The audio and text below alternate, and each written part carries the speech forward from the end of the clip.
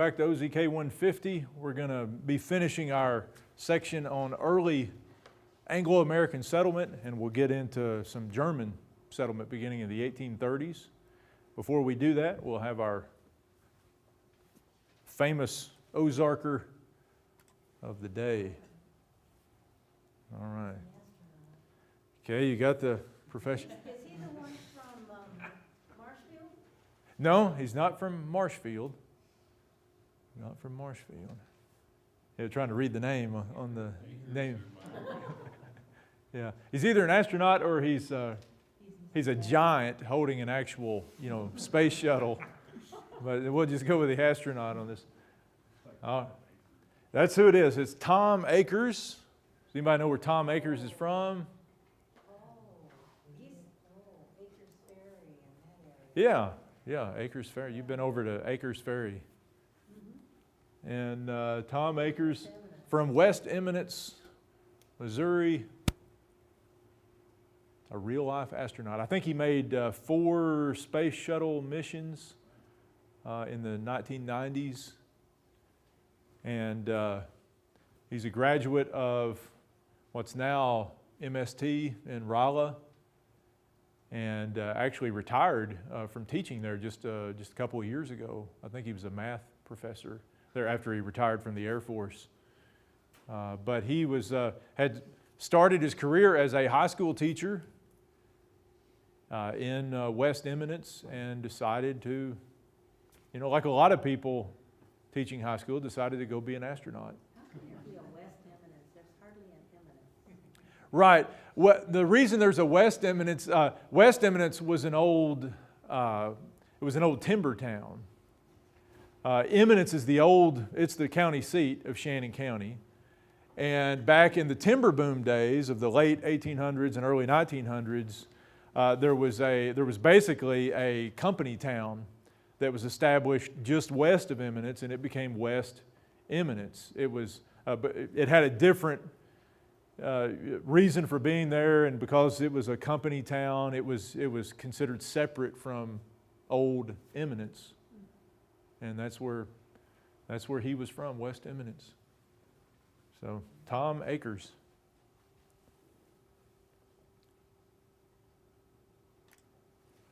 All right, our phrase for the day, right smart. 2 words we all know. Maybe we don't know them when you squeeze them together like that. What does right smart mean to an old-timey Ozarker? It really doesn't mean anything common sense would tell you it means. Maybe like it stings or it hurts or something? No, like it smarts. Yeah, it's nothing to do with that. It usually refers to distance or amount, and what it means is, it's the same thing as a fur piece, or it can be a lot of something.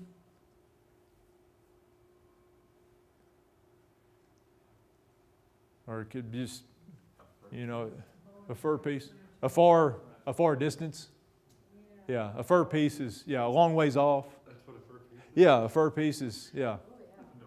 Yeah. I thought you meant like a hat. Well, that could be a fur piece too, but yeah. In the early Ozarks, it could have been either one, back in the days of the beaver pelts and stuff like that, So, but that's what it means, a right smart. Generally, I've heard it, people I've heard use right smart, generally are talking about a distance. That town's a right smart off. Or I got my shot last week and it hurt a right smart. It hurt a lot, that kind of thing. And that's one you'll still occasionally hear.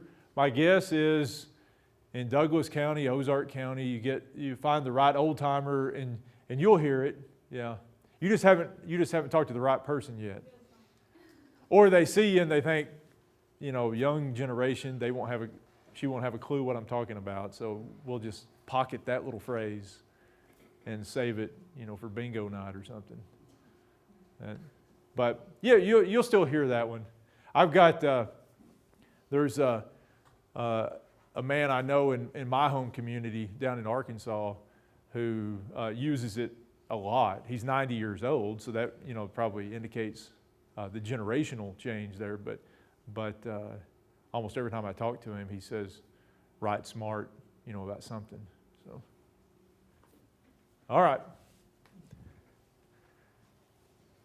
And it's Walmarts. For a true Ozarker, you don't go to Walmart, it's Walmarts, or at least Walmarts. There's always an S on the end of it. Yeah, now Washington's a little trickier because even St. Louis does Washington. Yeah, that's not just the Ozarks. That's are you St. Louis?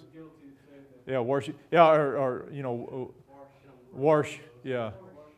Yeah, that's if you ever listen to the Cardinals on the radio, Mike Shannon always says Washington. He's from St. Louis. So but you'll hear that in the rural Ozarks too, but that extends even to some city folk who will say that. All right. So let's get back to our discussion of settlement in the Ozarks. When last we left our Anglo-American settlement, we had talked about Moses Austin and the settlement of Potosi, the Minor Britain area of Washington County. And here is an artist's rendition of Potosi in 1818. We saw that Potosi was officially founded in 1813. Of course, Moses Austin had that settlement there even before that, but it became the seat of Washington County. And you can see quite a substantial little settlement, certainly by the standards of the interior Ozarks. Potosi is nowhere close to the Mississippi River, at least when you're thinking in terms of like St. Genevieve or Cape Girardeau. It's well inland, several dozen miles off of the river. It's one of the earliest of the inland interior Ozarks towns to be founded. And Potosi is still a place today, even though it's a lot closer to St. Louis than we are, and it's way over there, away from across the region, away from us. It's still a place that I would consider an Ozark place today, culturally and historically. What does it say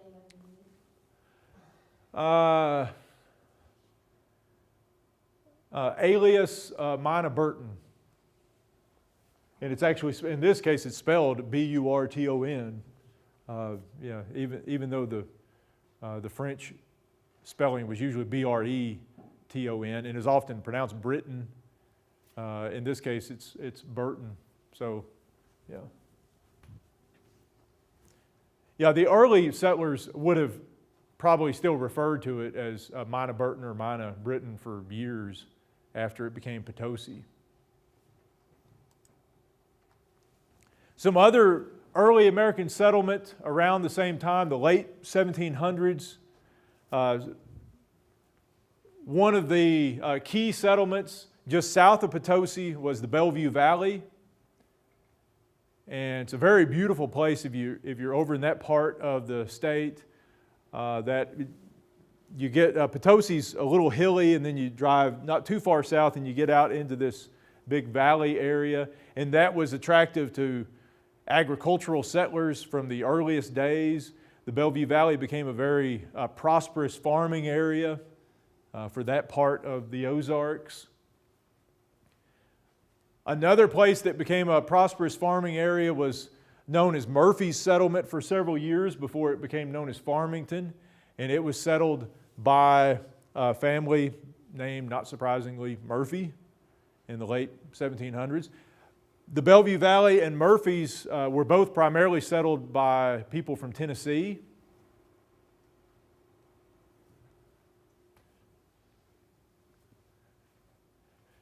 In the Bellevue Valley, the chief town eventually became Caledonia.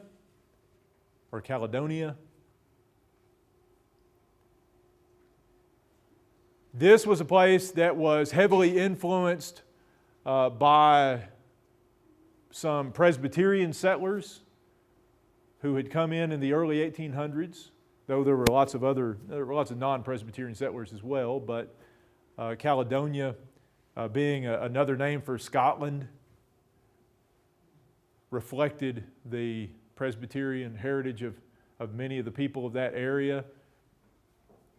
One of the scholars who has written about that part of the Ozarks calls Caledonia the best example of an American Protestant farm town of the early 1800s. It was one of the first towns in the interior Ozarks to be founded actually as a town, because remember when we talked about those American settlements like the Bellevue Valley, like Murphy's, generally the way they developed was by scattered farmsteads. A family would move on to a couple hundred acres, and down the creek there'd be another family, a mile away or something like that. And there was very little town building by the Americans in those days. Caledonia was one of the exceptions to that. But you notice they only started the town about 20 years after people had started settling in the Bellevue Valley. So generally their rule was either towns start as county seats, when new counties are carved out of old counties and you have to have a seat somewhere, and you get a town that grows up there, or they're like this, the settlement has grown big enough to all of a sudden you have enough commerce to support a store or two, maybe an attorney, a doctor, that kind of thing. And so you get this organic growth of towns like that. It's a pretty little town in that same area of the state. I don't remember what highway number that's on, but is it 32? Yeah. Yeah, that's the one that goes up through Potosi, isn't it? 32? That's 32 goes through Salem. Yeah. Through Let's see. Mark Yeah. Forest, and it comes off into Okay.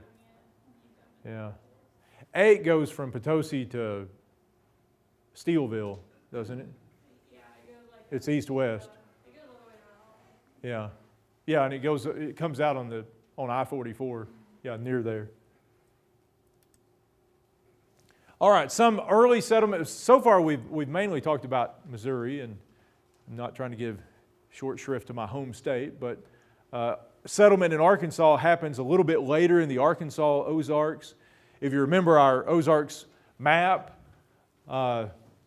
the geographic Ozarks in Missouri goes all the way over basically to the Mississippi River in some parts, but down in Arkansas it kind of cuts down through here and like that. So this part of Arkansas is flatland, delta, swampy country, and it's not part of the Ozarks. And so it was a little later when people started settling in the Arkansas Ozarks. As we've seen in other cases, early settlement often happens along rivers and creeks where you have fertile land and land that's maybe easier to get to. In these days, rivers were arteries of transportation in ways that they aren't now. The Mississippi still can be, but most people don't travel up and down White River. Part of the reason is we got dams on it, and you're gonna eventually run up against the dam and you can't go any farther. But in these days, rivers were key ways to get from one place to another. They were key ways to transport goods, to market, and to get things from New Orleans or St. Louis or wherever they're coming from. And so not surprisingly, some of these earliest settlements in the Arkansas Ozarks were along rivers. In this case, the Black River, which starts in southeast Missouri and then flows down into northeast Arkansas in Randolph County, Arkansas. And this county is on a White River. And we know that White River starts in northwest Arkansas, flows up into southwest Missouri, Table Rock Dam, Table Rock Lake, that's White River down there. It goes by Branson, and then back down into Arkansas. And a couple of the earliest settlements there in Randolph County right after 1800. The earliest known settler settles here on White River in Arkansas around 1810. An interesting story that goes back to our Scots-Irish. The earliest known settler on that part of White River in Arkansas was a man named John Lafferty and his family. And Lafferty was born in Northern Ireland. He came with his family when he was a small child to America. They came first to Pennsylvania, like so many of the Scots-Irish did. They ended up eventually moving down to North Carolina. And from there, the Laffertys, or John Lafferty, made his way over into West Tennessee and became what was known as a long hunter. Does anybody know what a long hunter was? Daniel Boone was a long hunter. What does it stand for? Well, they did have hugely long rifles. If you've ever seen some of those old pictures, those old muskets that they had. Oh, the long stood for going out on very long hunts, being gone for long periods of time, maybe for a year or more. This is not going to the cabin for the weekend. When the long hunters went on hunts, they were going for a long time. And Lafferty became one of these long hunters. He eventually became a keelboat operator. Keelboats were boats that were used to go upstream back in the days before steam power. And they used long poles it was a very laborious process and a very hard process that the crew members used to kind of pole their way up streams on these keelboats, and they took goods to people up rivers and then transported, back down rivers.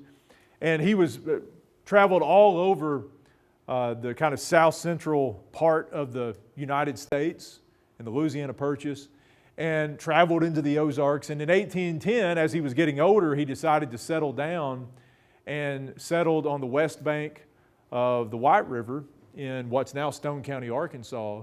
And eventually, his family, he died shortly after the War of 1812, but his family, who was still there, had to move back across onto the east side of the river in 1817.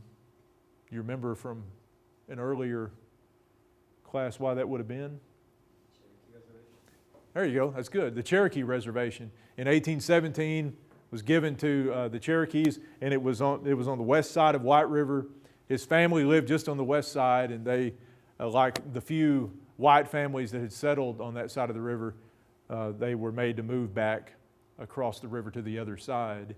And in my home county, which is right here, just across the river from Stone County, there's a Lafferty Creek there today that commemorates the area where his wife, his widow, moved back across the river because of the Cherokees.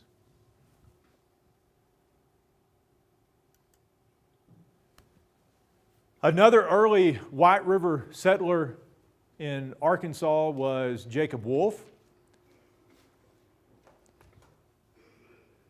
Wolfe was of German descent. This is the house that he built in the late 1820s. It is still standing. That's why it's a colored picture.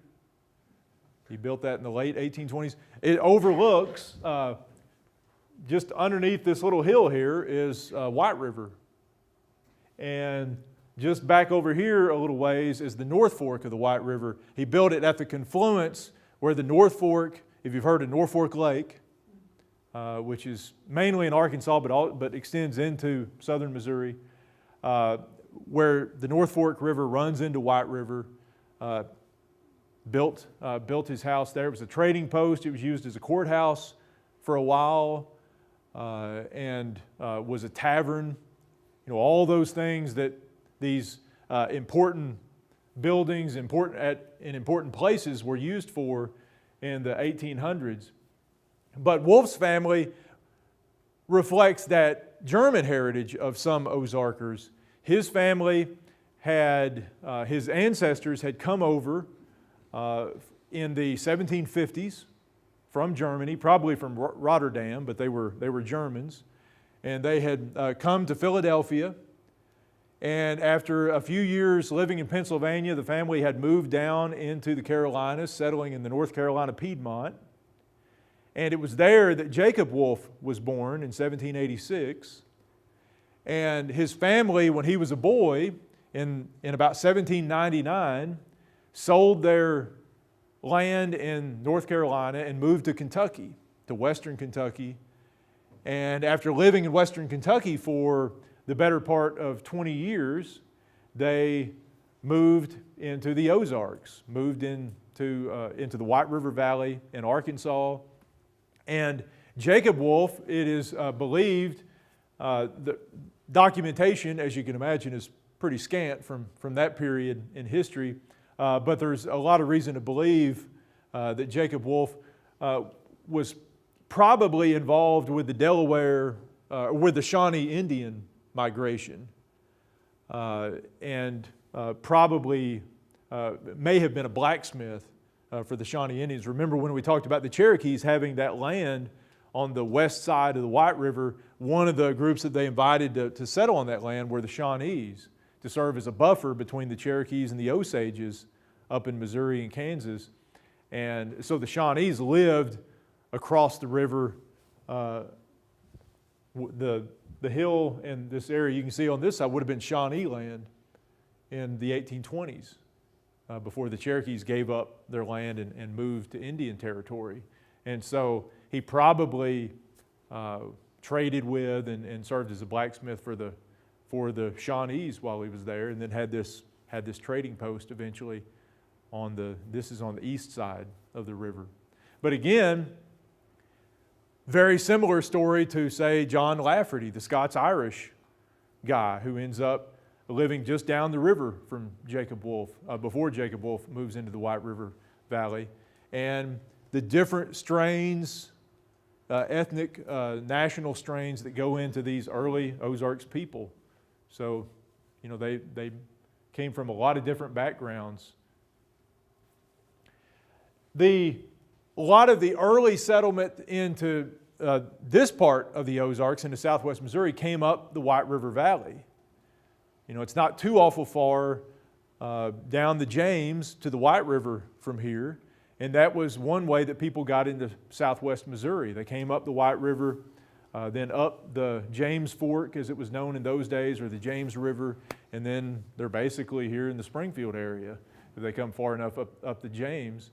And that was the way that the earliest settlers in southwest Missouri got to southwest Missouri. And a lot of the early settlers in the Springfield area got here that way, coming up the White River instead of coming overland. Some of the other early important river towns in the Ozarks, Greenville, which still exists, though it's not in the same place it used to be. Greenville, Missouri, in Wayne County. It's still the seat of Wayne County. Old Greenville was moved to make New Greenville when a lake was built over in that part of the state. But it was founded in 1819, and you can see here what now we call Warsaw, which was originally Bledsoe's Ferry, founded on the Osage, and it for many years was a very important river port on the Osage River.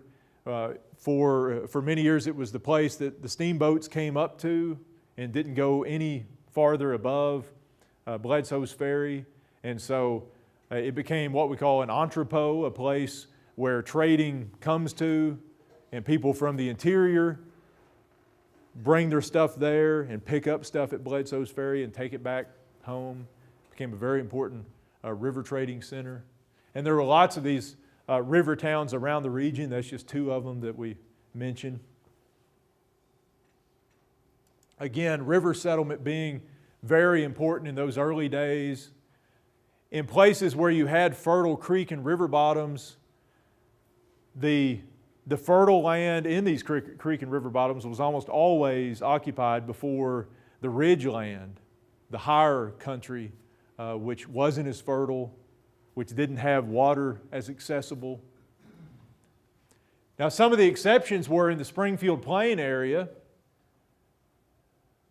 We know here there's no major river that goes through Springfield. Again, as we talked about in an earlier lesson, we're on a kind of a high peak of ground here, on a sort of watershed piece of ground here, where the water goes one way or another. We're on very high ground for the Ozarks. But it's fertile ground out there, and there were lots of springs in those early days, even though a lot of them have gone dry over time. But the earliest settlers found lots of springs in the region. The earliest settlers in what would become Springfield included John Polk Campbell, the Fulbright family. There were several families who all got here around the same time, around 1829, 1830, right about the time that the Delaware were being moved out of the region, and this area of Missouri was opening up for Anglo settlement. And this is a picture of Louisa Campbell, who was the widow of John Polk Campbell. I don't think there's an image of John Polk Campbell that has survived. But the Campbells were early settlers here. Of course, we still commemorate the name around Springfield in a variety of ways. And the Roundtree family, some of you know where the Roundtree neighborhood is and Roundtree School. They were one of the earliest families.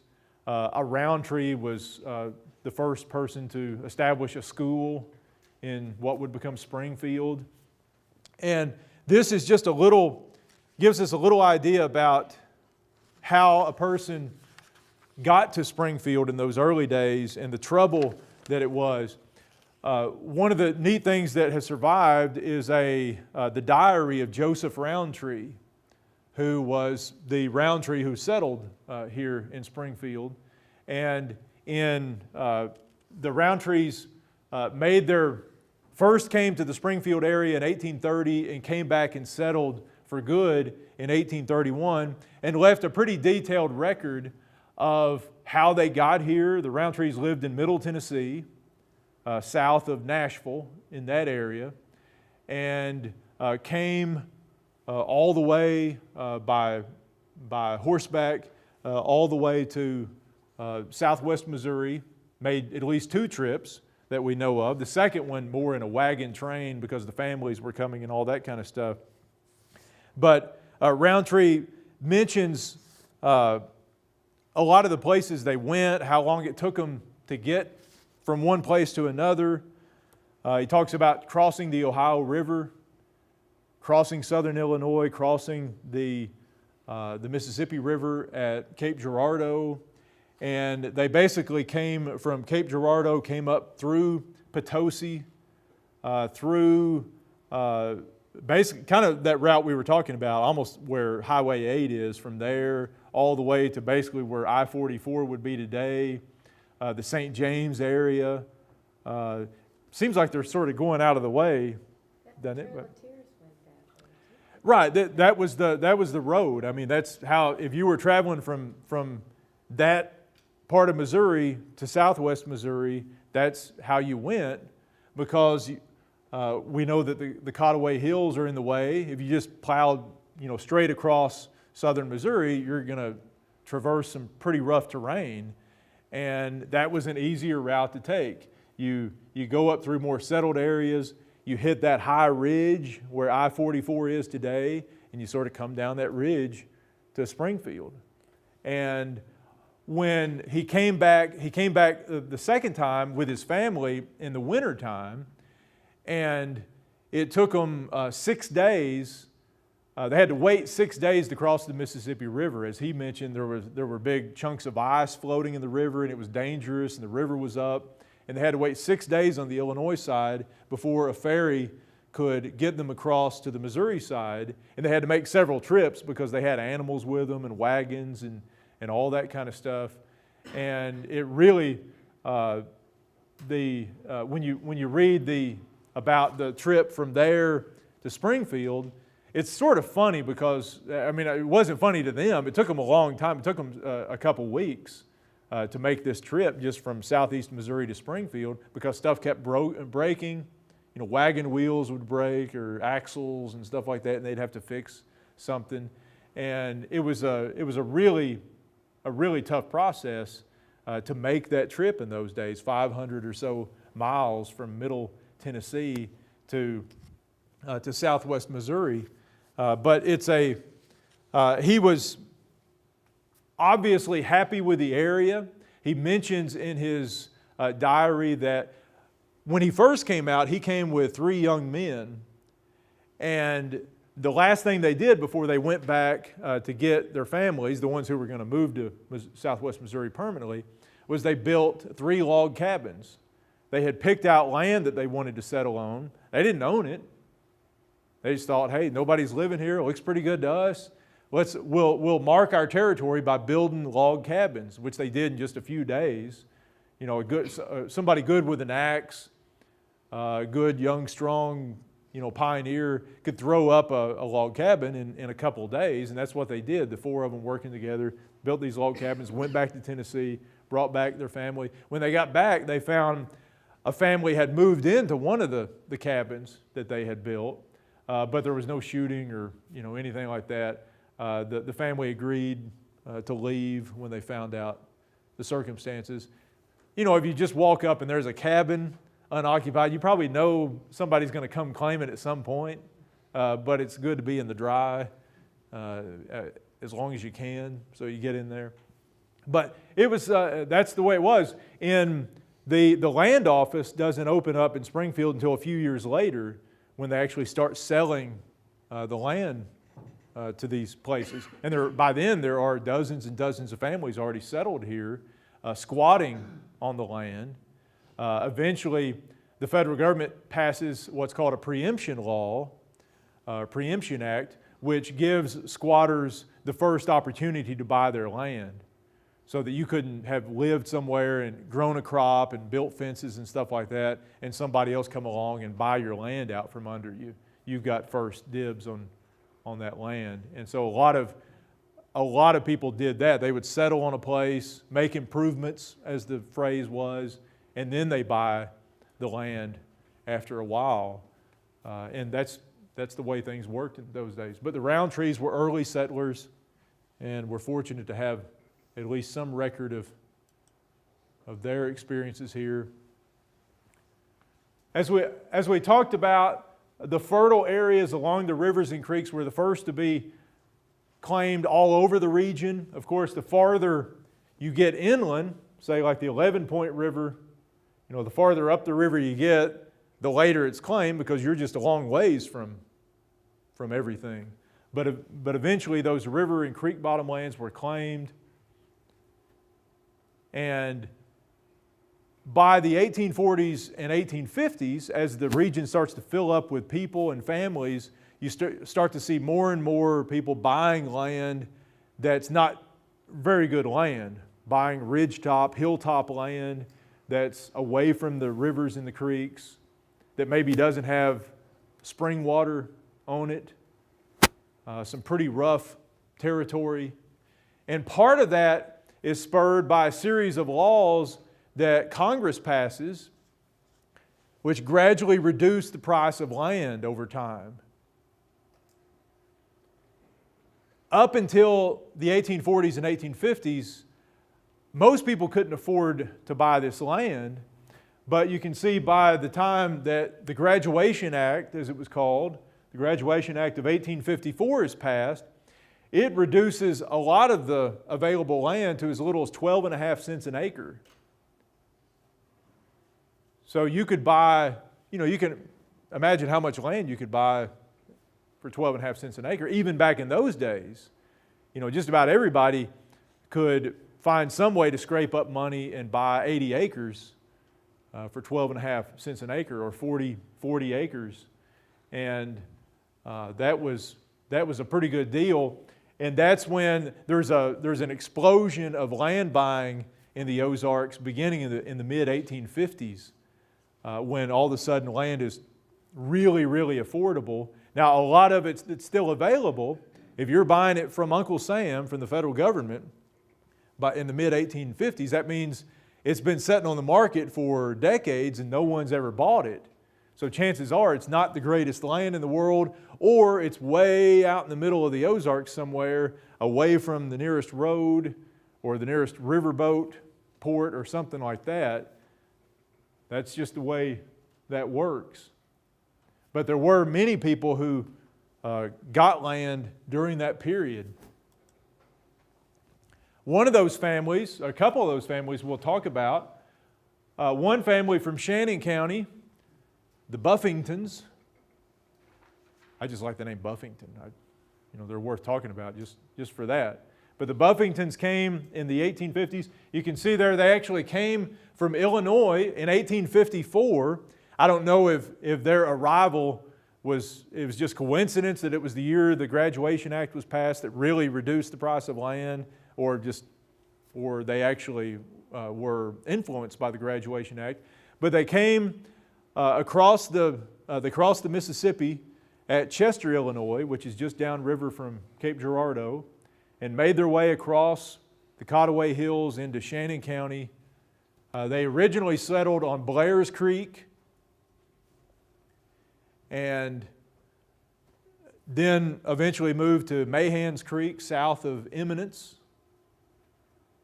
And while they were building, the first year they were there, they lived in a tent. The family did. This was a large family too.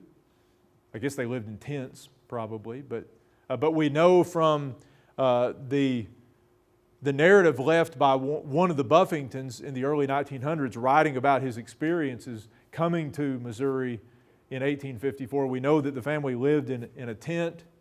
They built a log cabin the first year they were here. He mentions that remember that they're coming from Illinois, and they had to travel as light as they possibly could. They had one ox cart that they brought over with what goods they had in it, and they left a lot of stuff back in Illinois where they came from. They had to make a plow stock, a homemade plow stock when they got here. That's the wooden base of the plow that you actually put the actual plowshares onto. He mentions that they didn't have plow lines, the leather straps that you have hooked up to a horse, or in this case probably an oxen, to guide them while you're plowing, that they made their plow lines out of hickory bark. I mean, these people were living, they were making do with what little they had. He mentions in one case that he worked about a month and a half building a rock fence. And if you go out in the rural Ozarks, occasionally you see these rock walls, and those served the purpose of a fence where you didn't have one before, and they also served the purpose of getting the rocks out of the field. If you're going to grow anything in the Ozarks, you're going to have to fight rocks. You're never going to get rid of all of them, but that's one reason you have a lot of rock walls in places in the Ozarks. People have just piled them up to get them out of the field and made walls out of them. But he mentions building this rock fence for a neighbor farmer for a month and a half, and he was paid with a cow. So at the end of his work, the guy gives him a cow, and hopefully it survived and had calves, and pays off in the long run. But this was quite a pioneer area. I mean, this was a place that wasn't heavily settled. He mentions that on the creek they live on, that the nearest families are a couple miles away on either side. And this is one of those areas that was not heavily settled until the 1850s, when you start getting cheaper land and people start pushing into the farthest reaches of the interior of the Ozarks, because this is rugged land over there in the Cottaway Hills. But the Buffingtons were able to survive on it, and there are probably still Buffingtons over there today. I don't know, but certainly descendants of this family over there today. Now, a different family, a different look at people coming into the region around this time were the Flanders, who made their way to Dent County, and that's, if you know where Salem, Missouri is, that's Dent County, in the late 1850s. The Flanders were very different from the Buffingtons. The Flanders, Henry Flander, the guy whose diary tells us about his experience coming to that part of Missouri from Ohio, was educated. He was actually coming to Missouri to start a school. He felt that he was being led to offer education to the destitute and uneducated. And he thought for a while and said, well, the Ozarks sounds like a good place to go to find the destitute and uneducated. And that's one reason he wanted to come someplace that was far away from the railroad, far away from the Mississippi River, far away from what he considered civilization. And so he ended up in Denton County, Missouri. But he actually came a different way than some of the other settlers we talked about. He started on a steamboat in Wheeling, West Virginia, on the Ohio River, came all the way down the Ohio, up the Mississippi to St. Louis, and it took him just 7 days. Now today we would think, oh, holy cow, 7 days from Wheeling to St. Louis, we could almost walk that. But that was making pretty good time when you think just a few years earlier you would have been traveling by foot or horseback across there. But now with steamboat travel, 7-day trip. At St. Louis, this is the late 1850s. The railroad has been built at least a little ways west of St. Louis, and he gets on the railroad at St. Louis and rides the rails to Gray Summit, which is still there today. Gray Summit is right before you get to Six Flags. What's the name of that Six Flags town? Yeah, it's what, 20 miles on this side of, if you're on I-44, it's not too far on this side of Eureka. So you're getting into kind of the outer edges of St. Louis when you get to Gray. But that's where the train stopped back in those days. So he had to get off the train at Gray Summit. He traveled by a stagecoach for about 9 miles, and then that was it. After that, he was on foot, traveling into the interior of the Ozarks, and eventually he does go part of that way by horseback, but he ends up at Lake Spring, which is now a small community northwest of Salem. It's kind of halfway between Salem and Rolla is where it is today. And he finds a place there. They buy land. He goes back to Ohio, gets his family, and they move out to Denton County, Missouri. He starts a school there, and eventually, according to the information I have on him, he eventually leaves Missouri at the beginning of the Civil War. He's kind of run out by pro-Confederates. He was a pro-Union guy, being from Ohio. That's kind of what you would expect, and he leaves, but that was another different experience, another way of getting to the Ozarks in those early days. And we have a few examples like the Buffingtons and the Flanders and the Roundtrees, people who have left us at least a little bit of record that we can tell how they got here, where they came from, what their intentions were. And they go to very different places. The Buffingtons, we don't really know why they went to Shannon County. It would have been much easier in a lot of other places. Maybe it was because that's where they could buy land cheap, where it was still available. And maybe, river bottom or creek bottom land that far off the beaten path in Shannon County was still available in the 1850s, whereas in other more desirable places, all the good land was long gone by the 1850s. Or you would have had to have bought it from somebody else and paid a lot more than the government was asking for it. So people ended up in the Ozarks from lots of different places and for lots of different reasons. Well, just mention before we get into these new German immigrants who actually come directly from Europe, beginning in the 1830s. We'll mention the Bollinger colony, that German speakers who had come to the southeastern Ozarks years earlier, but they're not part of the same group. I've mentioned them just to remind you that the Germans who start coming to the Missouri River Valley and the Mississippi River Valley in the 1830s and 40s weren't the first German speakers to come to the Ozarks, but they're the ones that we remember now because they come in such large numbers and they maintain their German heritage for generations after they get to Missouri. And this is mainly a Missouri story. There were very few of these Germans who settled anywhere else in the Ozarks. Very few of them ended up in Arkansas. It's mainly in the Missouri Ozarks and along the fringes of the Missouri Ozarks for the most part where they end up. This all goes back to the 1820s when a young German man by the name of Gottfried Duden moves into the Missouri River Valley. He's a middle class, he's from a middle class German family. He's a Romantic guy. The Romantic movement had a profound impact on many Germans in this era, especially middle class Germans. And he moved into what he considered the far west of the United States, the backcountry, and settled on a farm in the Missouri River Valley. He actually hired a guy to do most of the work for him while he wrote and took walks and stuff like that. That was the nice way to do it. The Buffingtons and these other people probably weren't doing it that way. But he spent a couple years in the States.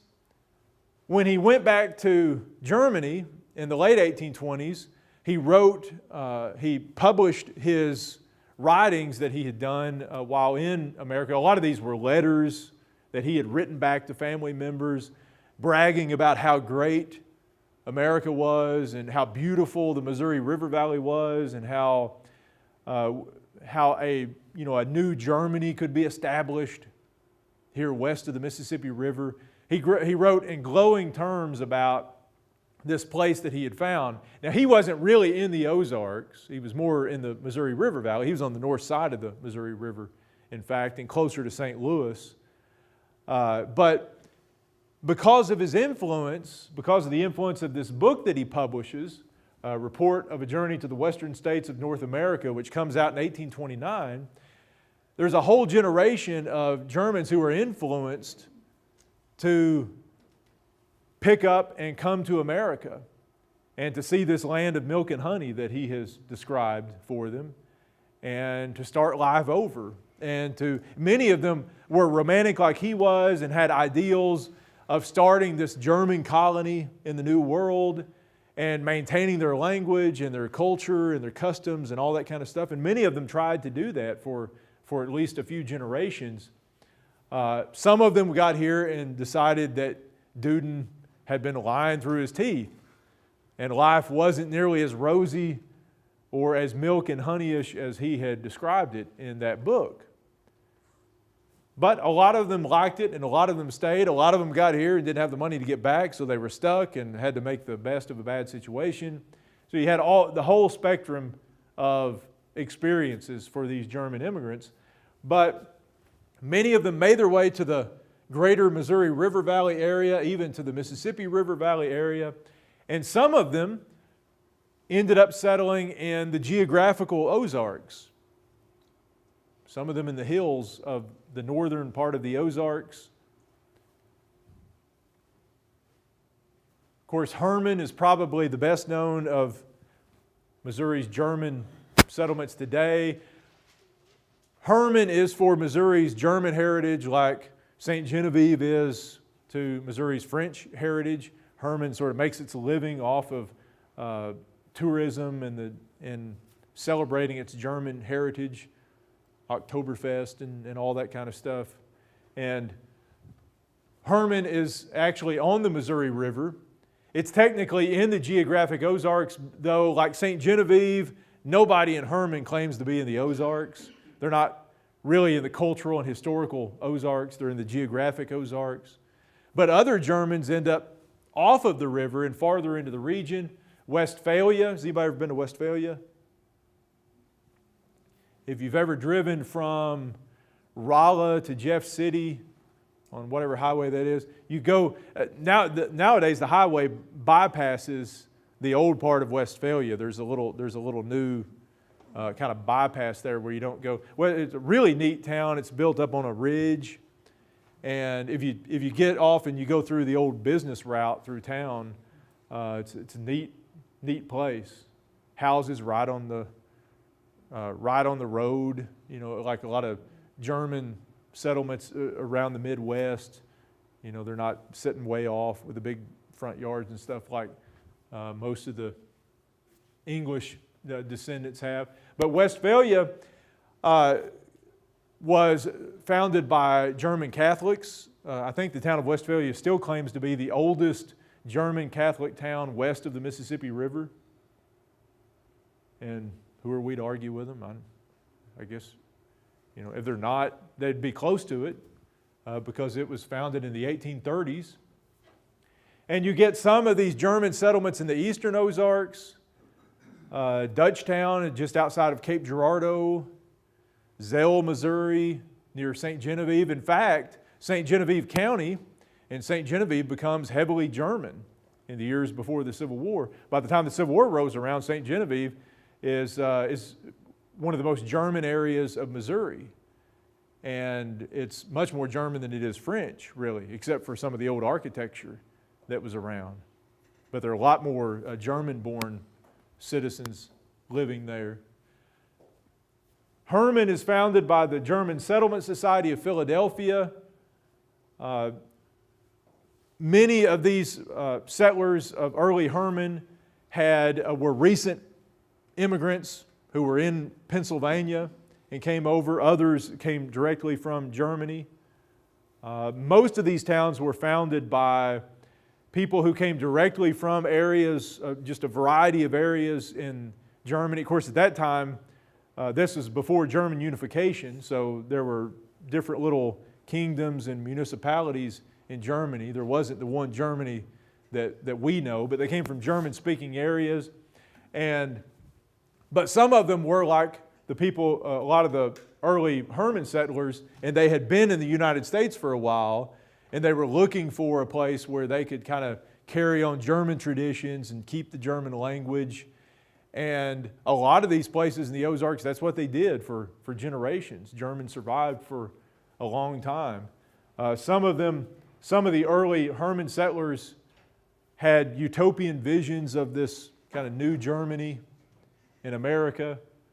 Hermann became known for its vineyards and its wine production. And still today there are several notable vineyards in the Hermann area. It's one of the things they're, again, known for today, part of their tourist trade in that area. As we mentioned, the Catholics of Westphalia, and Westphalia spawned several other towns in the northern part of the Ozarks, most of which, again, don't really consider themselves part of the Ozarks. If you remember back last week when we talked about my stop off in Vienna, another one of those old German towns in Vienna, not Ozarks, Iberia, Ozarks. A lot of the Ozarks identity, or the failure of these communities to identify with the Ozarks, has to do with their German heritage and the fact that they identified the Ozarks with English speakers and Anglo-American settlers that they encountered when they first came to Missouri. One of the more interesting of the German settlements was in southeast Missouri in Perry County. And this was a colony of Lutherans who came from the area in Germany known as Saxony. The Lutherans came over in 1839. They were led by a Lutheran clergyman by the name of Martin Steppen, and 4 shiploads left Germany in 1839. By the time they got to New Orleans, and these actually did come up the Mississippi River. By the time they got to New Orleans, they had lost one of their ships at sea, but roughly 750 of them made it to America. Most of them settled on farms in the eastern part of Perry County, just a few miles in from the Mississippi River, and they established several towns that still exist today, like Frona, Wittenberg, Altenburg. Those are all little towns over in the eastern part of Perry County. Another place that doesn't consider itself part of the cultural, historical Ozarks, even though it's in the geographer's Ozarks. And it would be this group, some of them also settled in St. Louis, in the St. Louis area. And it would be this group that would help establish in the 1840s what became known as the Lutheran Church Missouri Synod. And it's one of the largest Lutheran bodies in America today, the Missouri Synod Lutherans, and one of the more conservative Lutheran bodies as well, maybe the most conservative of the primary Lutheran churches in America today. But Stepan was quickly replaced when they got to America as the leader by another clergyman by the name of Walter, and it was Walter who helped found the Missouri Synod Lutheran Church. Stepan apparently did bad things and was replaced. Apparently was involved with some sort of sexual activities with other colonists, and found himself out of a job representing the Saxon Lutherans. But that's today, if you're a Missouri Synod Lutheran, you'll already recognize these places. Frona, the small town of Frona, has a little museum, and it's kind of set up like sort of like the birthplace of the Missouri Synod Lutherans. There's a little history museum there about both this colony and the Missouri Synod Lutherans, and it's a neat place to visit. Beautiful place over there, really nice farmland, not far from the Mississippi, and it's worth a visit. Just don't try to make them say they're from the Ozarks. And here's a map showing us some of these places we've been talking about. Here's Wittenberg and Frona, and I don't guess Altenburg's on there, but you can see over here in Perry County. Here's Dutchtown, we talked about that, in Cape County. Zell up here close to St. Genevieve. And then you've got the towns up in the Missouri River Valley.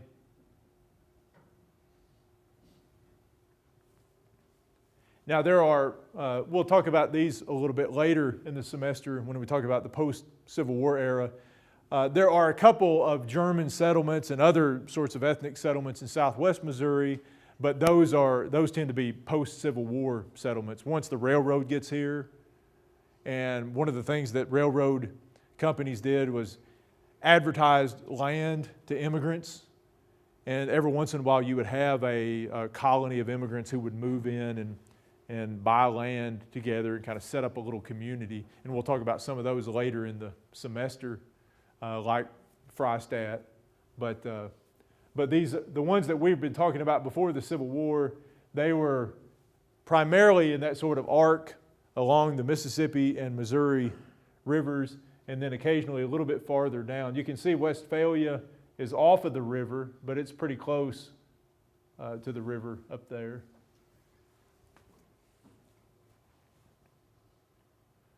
All right, any questions about our German settlement? There's a book, and I've got to get your book review lists posted at some point, but there's a book called Immigrants in the Ozarks that is largely, it talks about different immigrant groups, but most of it's about the Germans. Anybody who's interested in reading more on that topic. It's an older book. It was published in the 70s by Russell Gerlach, who was a geography professor here at Missouri State back in those days. But it's got a lot of good information on the background to a lot of those German settlements and the how they spread out and how they found new little colonies from one town to the next. But yeah, Russell Gerlach's Immigrants in the Ozarks.